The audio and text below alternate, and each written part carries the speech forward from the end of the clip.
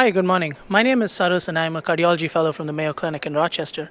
With me today, we have the pleasure of having Dr. Navin Kaupur from Tufts University, who just finished presenting the door to unload pilot study here at the Late Breaker Clinical Trials. Dr. Kapur, welcome to Fits on the Go. Thanks so much for having me. Thank you. We just sat through your wonderful presentation on door to unload pilot study here at the AHA, and we have some very interesting conclusions. Could you tell us a little bit about what the study, the premise was, and what you think is important for us to know? Yeah, absolutely. So the door to unload STEMI is a pilot trial that we presented today. This is built on the fact that heart attacks lead to heart failure. And as we all know, we've gotten very good at door-to-balloon times. Contemporary door-to-balloon strategies are getting us down to less than 90 minutes is the target. We're seeing across the country around 60 minutes. But despite this fact, there was a paper that came out within the past couple of years by Udelson and Stone, which demonstrated that for every 5% increase in infarct size, there's a subsequent 20% increase in heart failure hospitalization or 1-year mortality after a heart attack.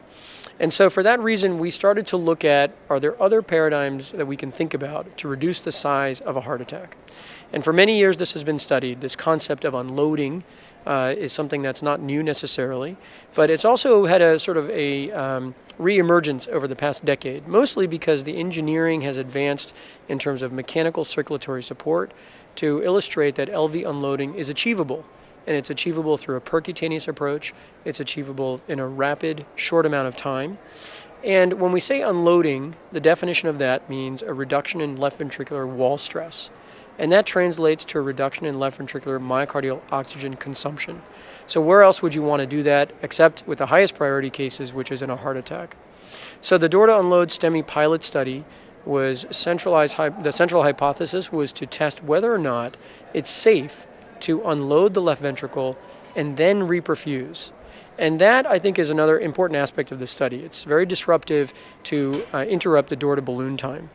And this is built on 40 years of preclinical science, and over the past decade, more preclinical science showing that LV unloading has a two-hit mechanism. The first component of that is to reduce myocardial ischemia through supply-demand mismatch, and then also by enhancing microcirculatory blood flow. The second component is to condition the myocardium at a molecular level so that it is prepared for reperfusion and thereby attenuating reperfusion injury. The trick, though, was that the preclinical study showed not only that you have to unload before reperfusion, but actually it's necessary and it's sufficient to unload for 30 minutes before reperfusion. Now that imposed a delay to reperfusion. And when you say the word delay in STEMI management, that's never usually something that you want to do.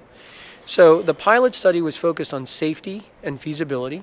50 patients randomized to 2 arms, testing whether or not it's safe and feasible to unload in all 50 patients, but then also trying to understand whether or not the delay that was seen in the preclinical models is required when we're taking care of patients. And so 25 patients in each arm of the study. The enrollment was completed in April of 2018.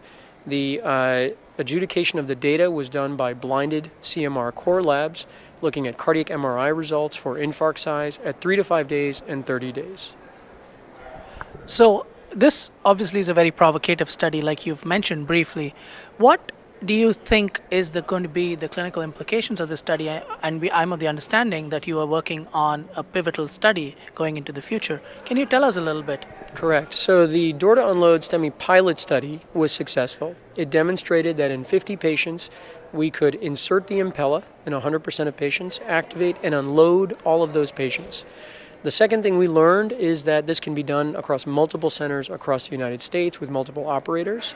The third component that we learned is that the 30-day MACE rate is low in both arms. So all 50 patients were unloaded, overall MACE was low, and that's another sign of safety and reassurance. The next additional safety parameter was to look at the infarct size. For every 30-minute delay, we have been taught for years that increases infarct size. So compared to the unload and immediate reperfusion arm, we saw that delaying reperfusion on the platform of unloading for 30 minutes did not increase infarct size. And that, again, adds another layer of safety and feasibility. So the take-home message from the door to unload STEMI study, the pilot study, is that it's safe, it's feasible, And there's an early sign, actually, from a subgroup analysis that patients who have the larger anterior MIs, as adjudicated by some ST elevation, may have a statistically significant benefit compared to unload and immediate reperfusion.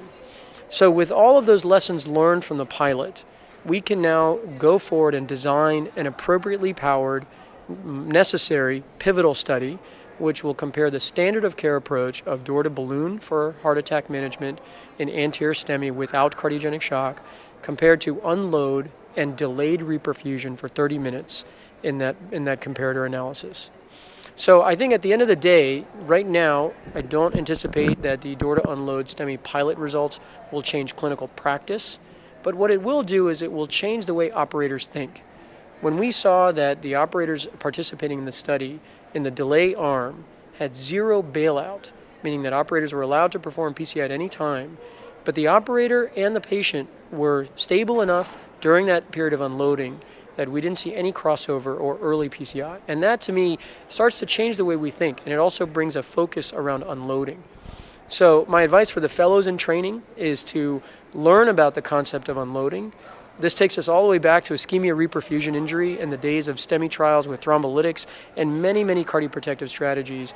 But it now brings it to a contemporary era where we ask our interventional fellows to start thinking about the ventricle before we think only about the coronary. The two are required, but it changes the prioritization of management.